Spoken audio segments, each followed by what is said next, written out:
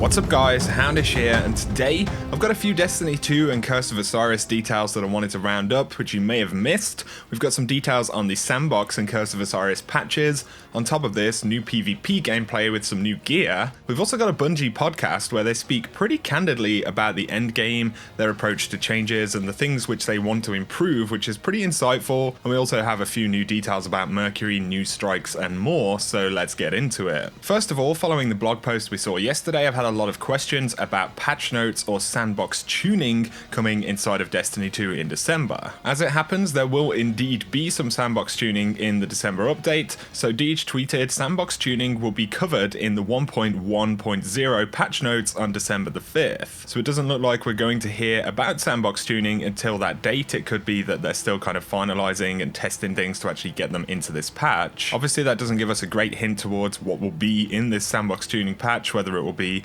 very substantial, but Deej did add that there will be a This Week at Bungie article with some final notes on the impending launch of Curse of Osiris, and it sounds like we'll get some important details about this expansion. Moving on though, yesterday a new PvP map was revealed called Pacifica, so this takes place on Titan. We will get the two new Titan PvP maps, of course the other one is Wormhaven, which I believe is the PS4 exclusive, and then we have another additional map which hasn't been revealed, but inside of some of this gameplay courtesy of Gaming Trend, you can see there's a new FWC auto rifle, we have a new Soros rocket launcher and scout rifle. The scout rifle is called the Metronome 52, and you'll also see a couple of other weapons in the death screen and things like that. I'm pretty glad they didn't, reveal in full depth all of the new gear and kind of spoil too much. It's going to be pretty exciting to actually get our hands on this stuff without having seen it before. Another thing to do with the expansion worth noting is in this kind of preview of Xur and the Fated Engrams that I spoke about in a video yesterday, they did tease this pair of exotic boots right there. They could be hunter boots or possibly warlock boots. It's definitely a new Curse of Osiris exotic though, so it's going to be pretty cool to discover exactly what these things are. If you did miss that video, it's pretty huge and there's a lot of new information about the game, so I will link that one in the description below. If you want more information in general about Curse of Osiris, I do have a few tidbits about Mercury, new strikes and more after this next section of the video, but now I wanted to point out some interesting words from Bungie from the recent podcast, which I will also link in the description below. One thing they mentioned in the podcast, which was also in the blog post yesterday, is that they are working on an update for January which is going to look at prestige activity rewards for nightfalls and raids, designed to make folks actually want to play them every week. They don't have much more to share just yet, but they are targeting a January update to actually improve this, and this is very likely when we'll see private matches as well. They say early 2018, so the idea that new systems will be coming in January as well as the two confirmed updates for December,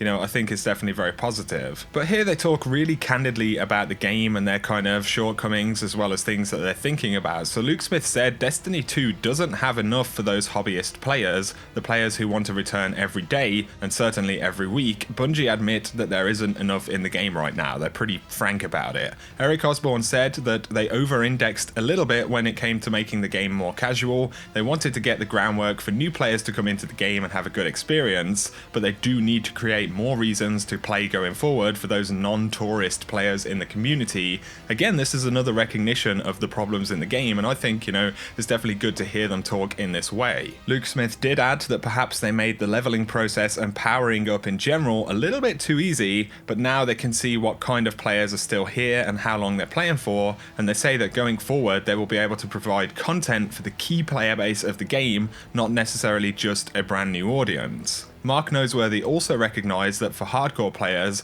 there are a lot of things missing, including cool unlocks and bars to fill. He recognises that players are almost anxious about their friends moving away from the game as well because of these kind of issues, and Bungie seem very much aware of this stuff and they want to fix it. They hear the player feedback and they say that they are taking this incredibly seriously. They talk about landing new content in the game and getting that right. Luke Smith says that there are some games out there right now where you see those continuous and regular updates, and that's an area where Bungie are trying to improve. He does add though that what they're doing could take some time to realise, and it takes some time to figure out whether it's something they can get done and add to the game, and that's why sometimes we don't hear about these updates quick enough. The overarching message though, once again, is that they understand and they are working on improving both communication and turnaround of new updates. They referred to the community as being pretty sophisticated as far as a game audience. Mark Noseworthy stated that the player base for this game is so much more ravenous players, and they want to understand the exact systems behind things, and that's something which is both surprising to them, but is also,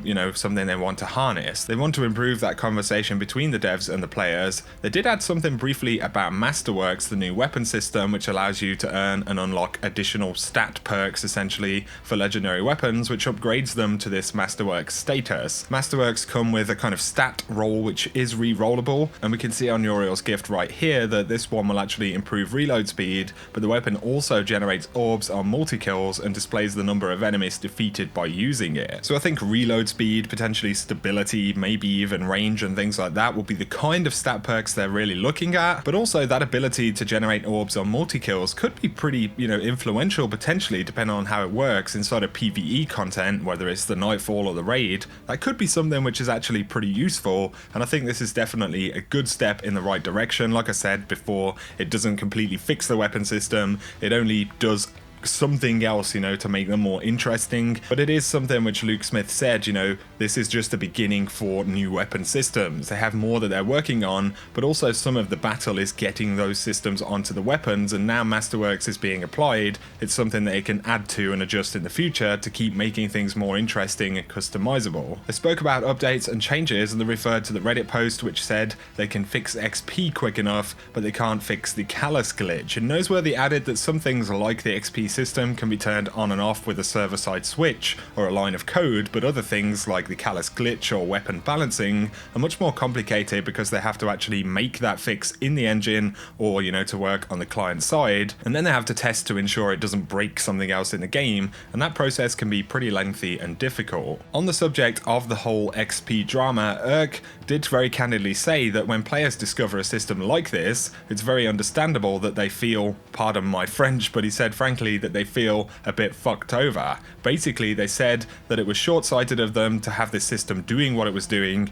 and not displaying it in the game. That was the first mistake, but secondly, they also realized they could turn this feature off completely for a short time, but they had to take the risk of, what happens when we turn it off. They knew it would stop the scaling factor, but in such a short timeline, it was difficult to really tell how the game and earning of XP would play out, and of course now it's taking much longer to earn XP because, let's remember, the scaling system didn't just reduce it, it also decided when to, buff it and increase it. So now that it's at a constant rate, they plan to fix the API element which still displays some discrepancies. They add though that they are working on making a better, more transparent and more rewarded system for experience gains, and that's the core reason the scaling thing was there to begin with. But of course, as far as the player base goes, how many people are actually going to believe that now, is anybody's guess. I think it's definitely been a very dramatic turn of events, and it could have gone worse for Bungie. They could have definitely improved the situation as well if they'd have spoken about it earlier or been more transparent, but you'll have to let me know what you guys think. Finally though, Luke Smith did describe an under the hood system which is kind of streak protection, which is present in things like raids in particular,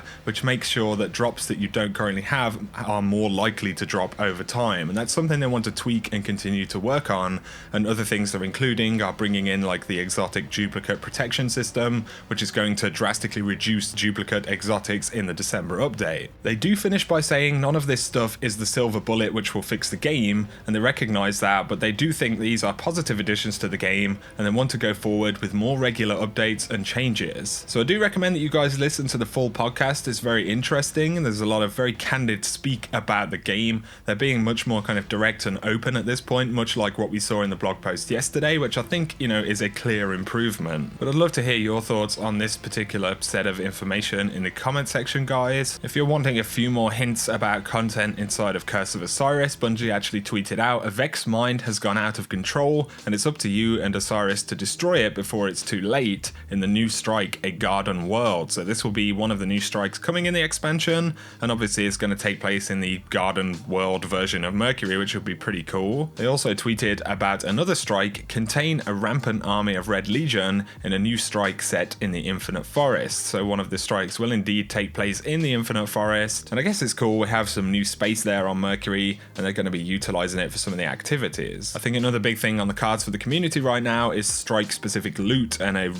rigid system for loot inside of strikes, and hopefully they'll have something to say about that very soon. I think coming from D1 to D2 in terms of the strike playlist, it's been very, very disappointing, and and I think that was one of the bigger flaws with the game in my opinion. You know, it's not so much of a system, it's more of a content thing. Frankly, that should have been there at the start, but you know, we'll have to see down the road when they finally get that in the game. One final thing I wanted to point out about Mercury is kind of the scale, and this is from a Game Informer article.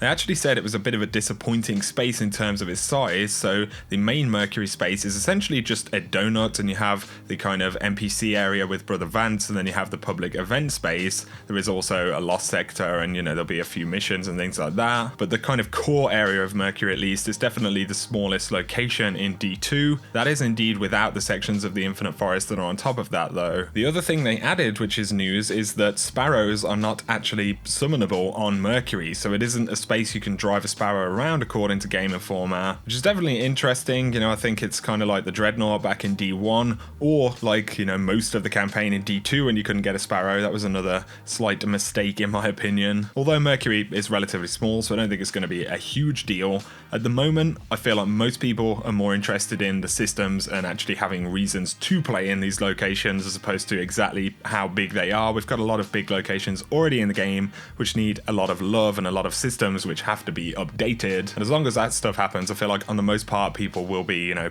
fairly happy. So that is a breakdown of a bunch of new stuff, guys. Very revealing, very interesting conversations about the game. As always, I'd love to hear your thoughts in the comment section. It's definitely a time full of conversation, so let your voice be heard down below. I'd also like to highlight Control Freak's new line of braided cables, including Ethernet and HDMI cables, as well as cables for, you know, your consoles and controllers, which are pretty neat and tidy. So if you're into that stuff and you want to keep your cables as sleek and manageable as possible, then definitely check those out. I do have 10% discount code for Control Freak, including their other controller products as well. And you can check that out in the description below, or use Houndish at checkout to save yourself a few bucks. For now though, if you're new to the channel, guys, feel free to hit that subscribe button to see a lot more. But whatever you do, have an awesome day.